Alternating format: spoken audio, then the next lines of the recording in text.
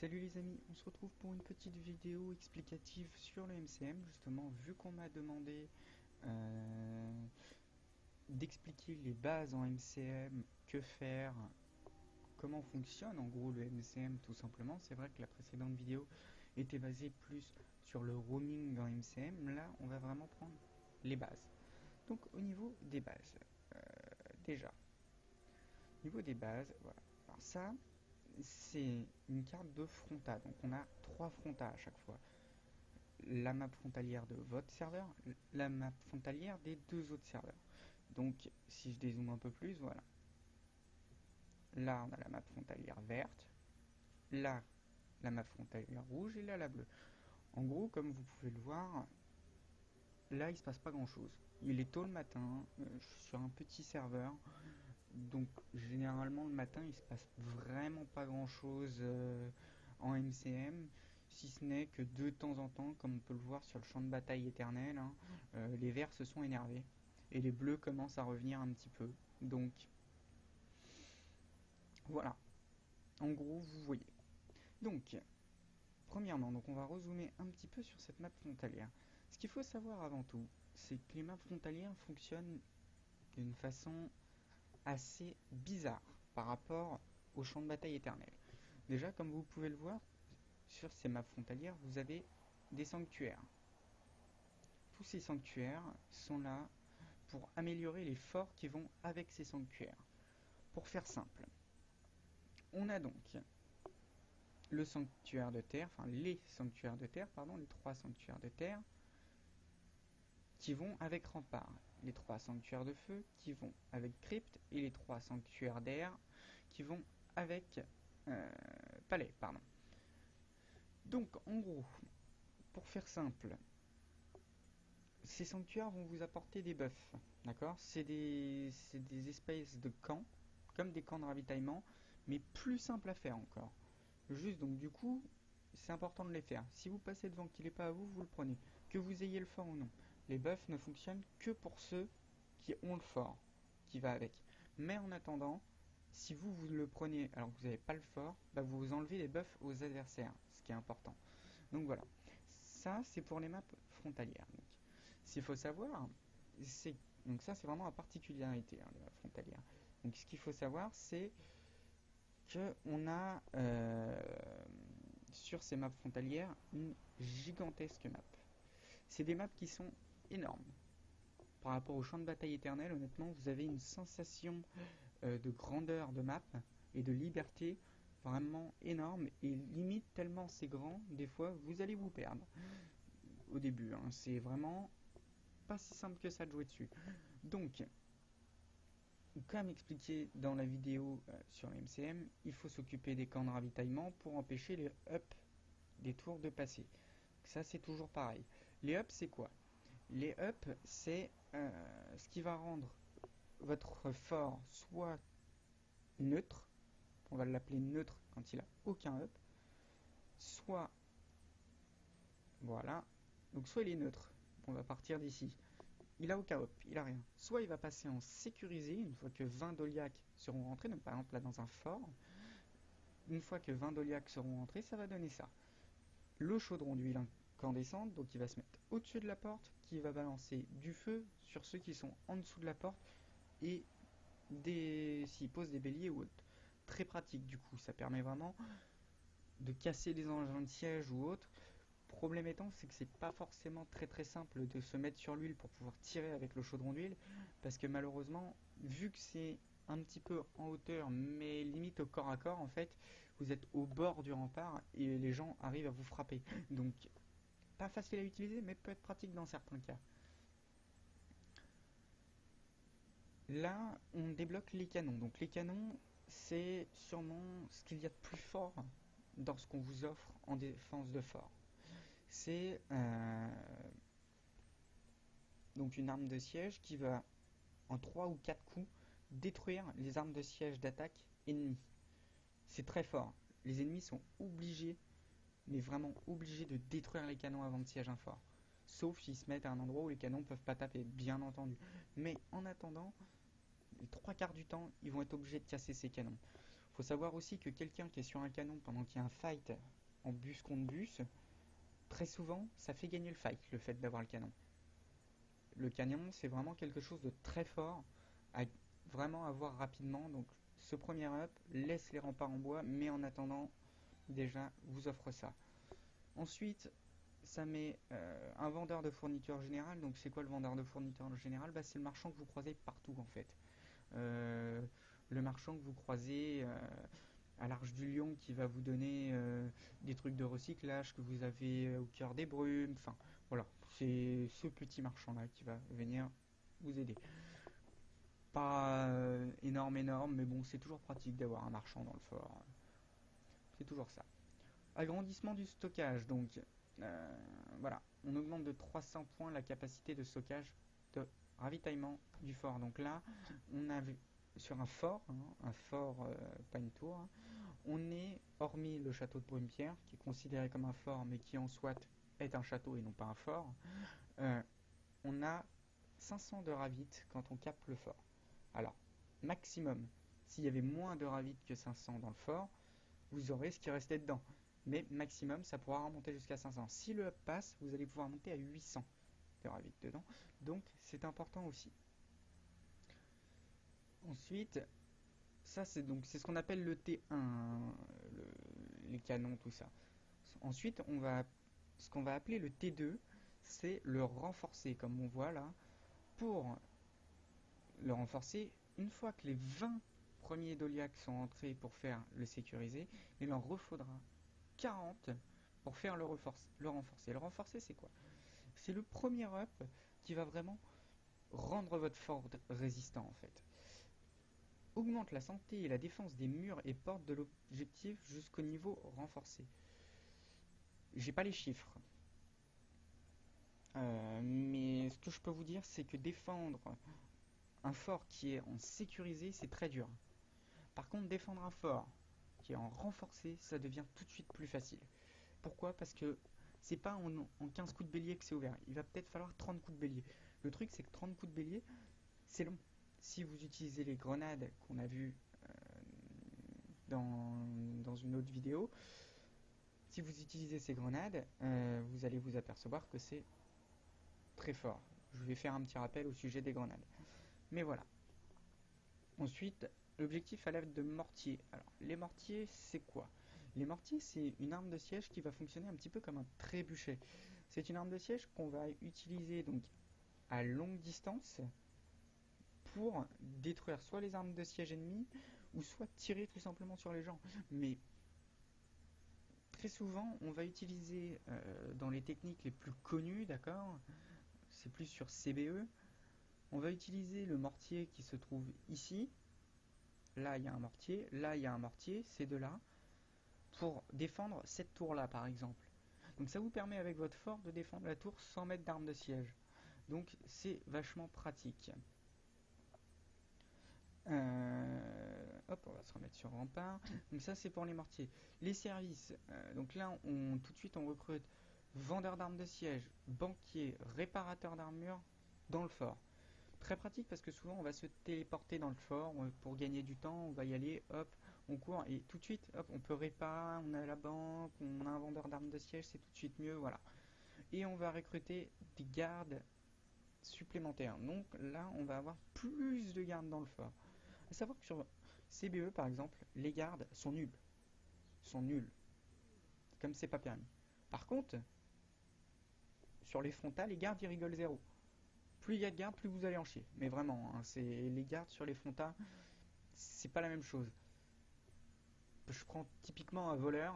Un voleur, s'il est pas avec un pistolet, si vous jouez par exemple double dague, oubliez, 5 gardes, ils vont vous tuer. C'est oublié. Je pense notamment sur Palais, les gardes Tengu, vous les oubliez, vous tracez votre route, ils vont vous tuer. C'est vraiment, les gardes sont forts sur ces maps-là. Si vous n'êtes pas expérimenté, attention. Ensuite, on a la branche qu'on appelle T3. Le T3, c'est quoi? C'est quand on passe en fortifié. Le fortifié, c'est sur une fronta, pour moi, un fort qui est en fortifié est juste imprenable. S'il est full ravit, il est imprenable. Ils peuvent être 20 attaqués, si vous êtes 5 dedans, ils le prendront pas. C'est... Les murs sont tellement résistants, vous pouvez tellement mettre des chariots à flèches en défense, c'est-à-dire que ils vont pouvoir vous le prendre, mais au bout de 2 heures, en fait, ils vont perdre leur temps. Clairement, c'est trop compliqué de prendre un fort en fortifié. Et pourquoi? Parce qu'on a ces murs fortifiés.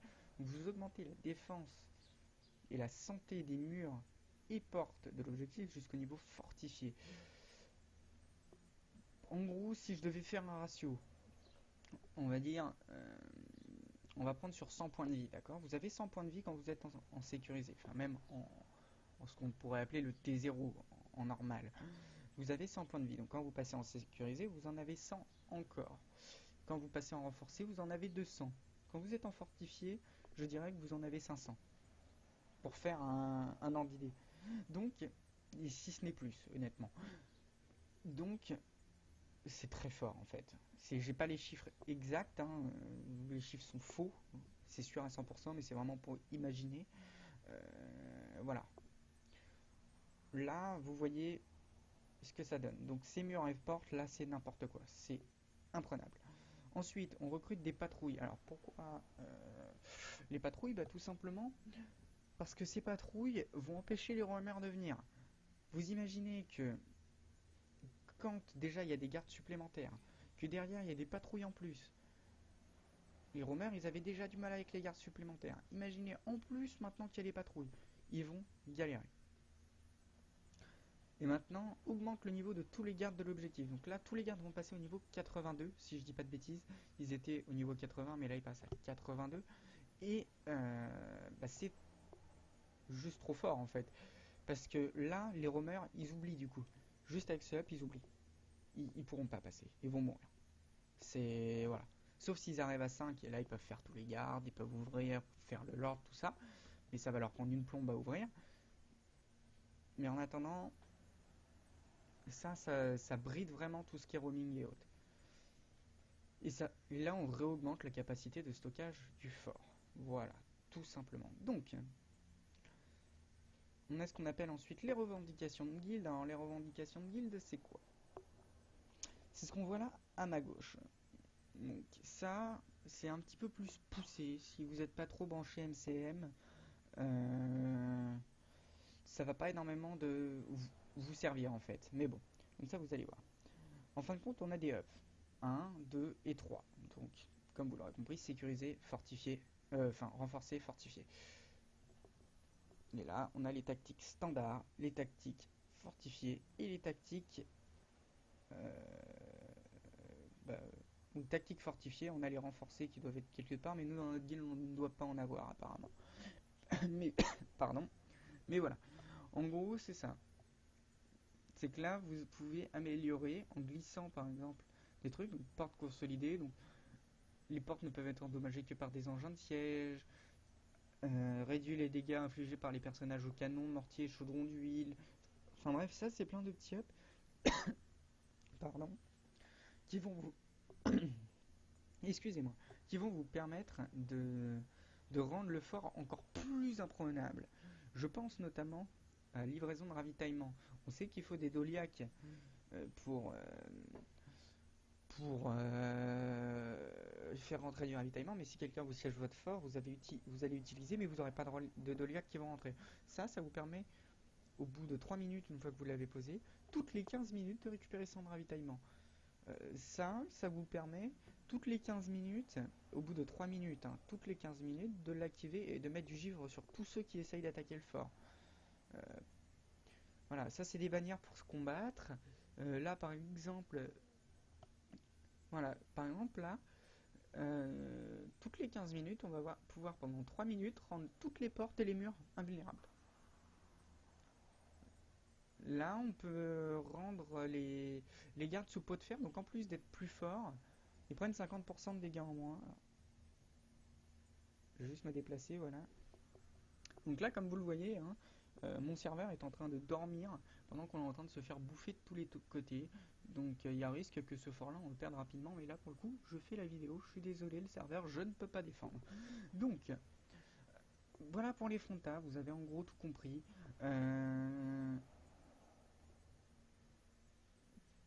en gros, important, vous faites les camps, vous faites les sanctuaires, ou voilà, ça c'est ce qui est faisable en solo, vous faites les sentinelles.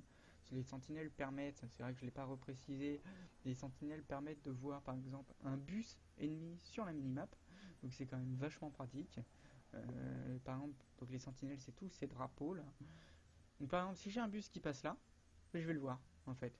Je vais voir plein de petits points orange. Là, vous voyez, ils sont en train d'attaquer Rempart ici. Donc le fort que je vous disais qui était imprenable si on a du monde dedans, bah si on a personne dedans, ils vont le prendre, hein.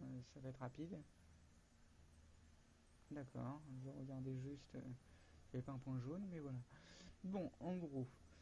Ensuite, on va passer à CBE. Donc, qu'est-ce qui change les frontales CBE, hein.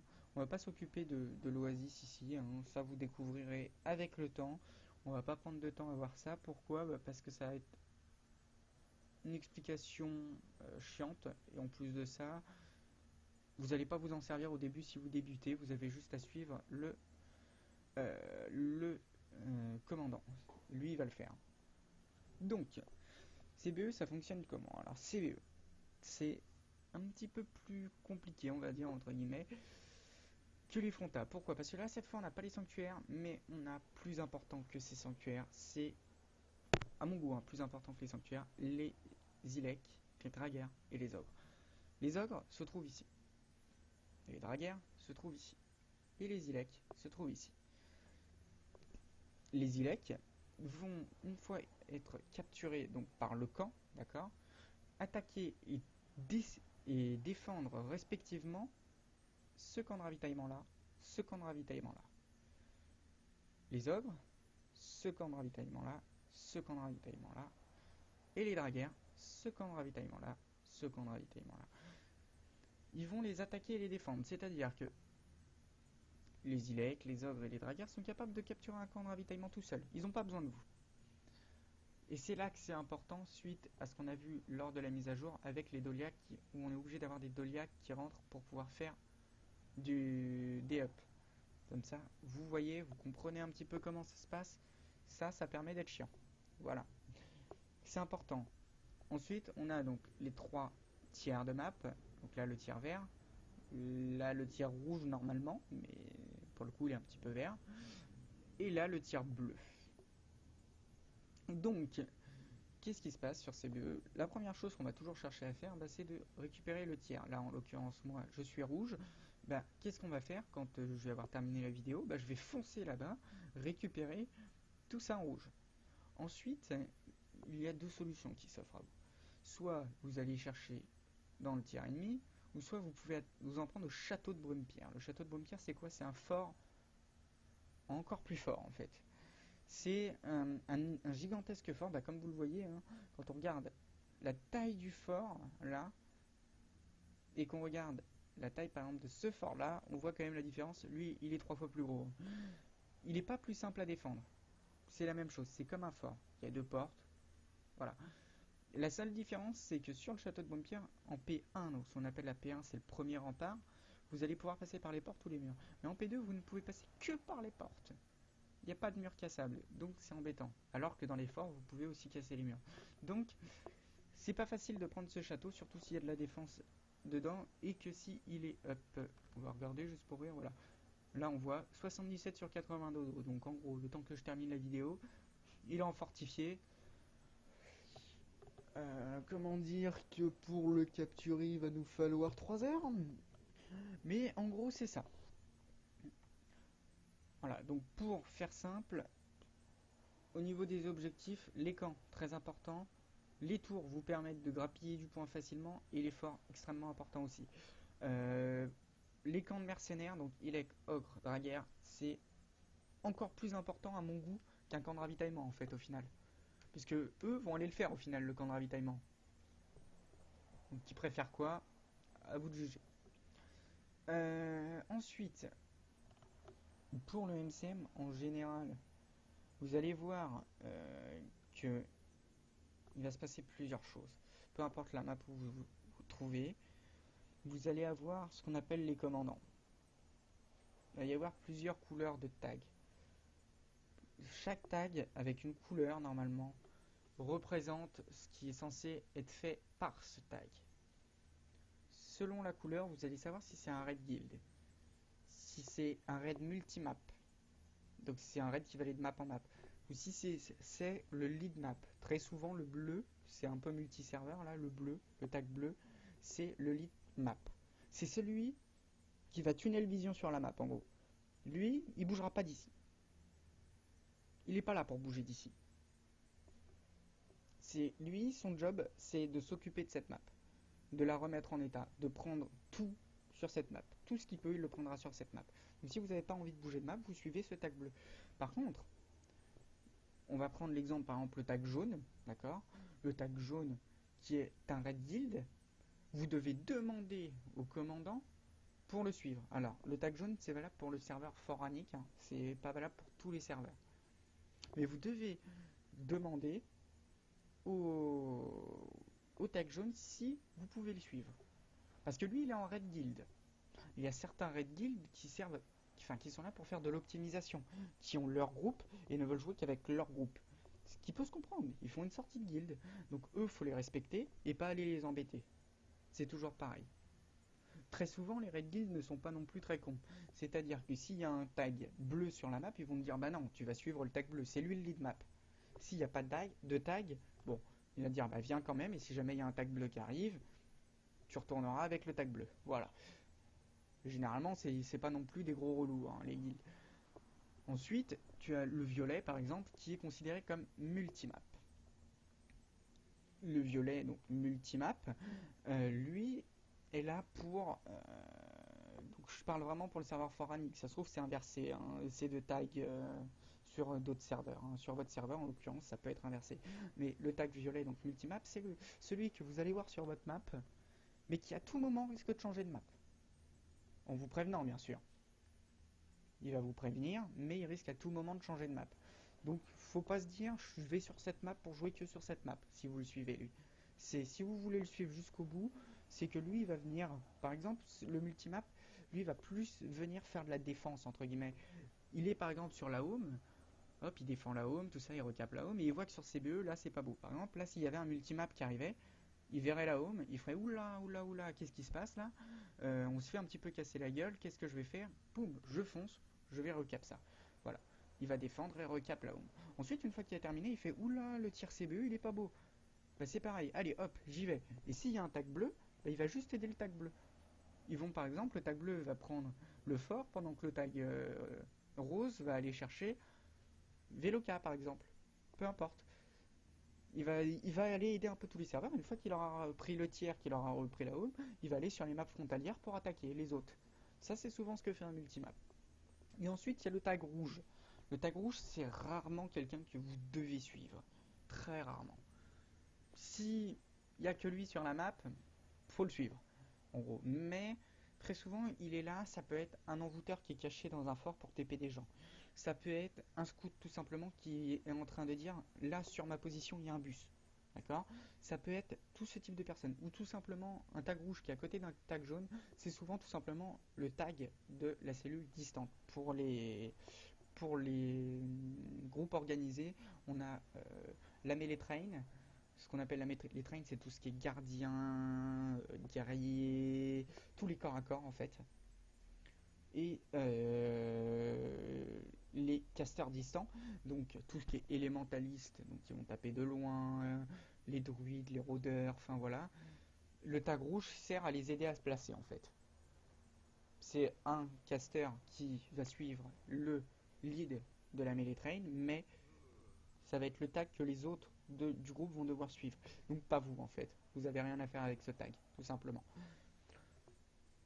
Donc, je pense que j'ai été assez clair pour la plupart des explications. Si franchement il y a des choses que vous n'avez pas compris ou j'ai pas assez appuyé, vous n'hésitez pas à me demander. Je vous répondrai sans aucun problème. Hein. Je suis là pour. Hein. La chaîne est là pour. C'est pour rendre service. Comme vous l'avez remarqué, je fais beaucoup de build. Je suis pas là pour montrer comment je joue. Je ne suis pas là pour montrer ce que je suis capable de faire ou autre. Ce que je veux, c'est vraiment aider les joueurs qui sont peut-être un petit peu plus débutants en PvP ou en MCM, qui ne sauraient pas trop vers quoi se pencher. C'est vrai que regarder des builds sur internet, c'est bien, mais avoir une explication concrète qui va avec, qui vous explique comment jouer, c'est mieux. Donc voilà, la chaîne sert vraiment à ça, donc franchement, la moindre question, vous la laissez en commentaire, il n'y aura aucun problème, je vous répondrai. Sur ce, moi je vais vous laisser, je vous souhaite une bonne journée, n'hésitez pas à liker hein, comme d'habitude, donc à commenter si vous avez des questions ou tout simplement pour me dire ce que vous pensez de la vidéo, et à vous abonner si la chaîne vous plaît. Je vous souhaite une bonne journée, à bientôt, salut salut.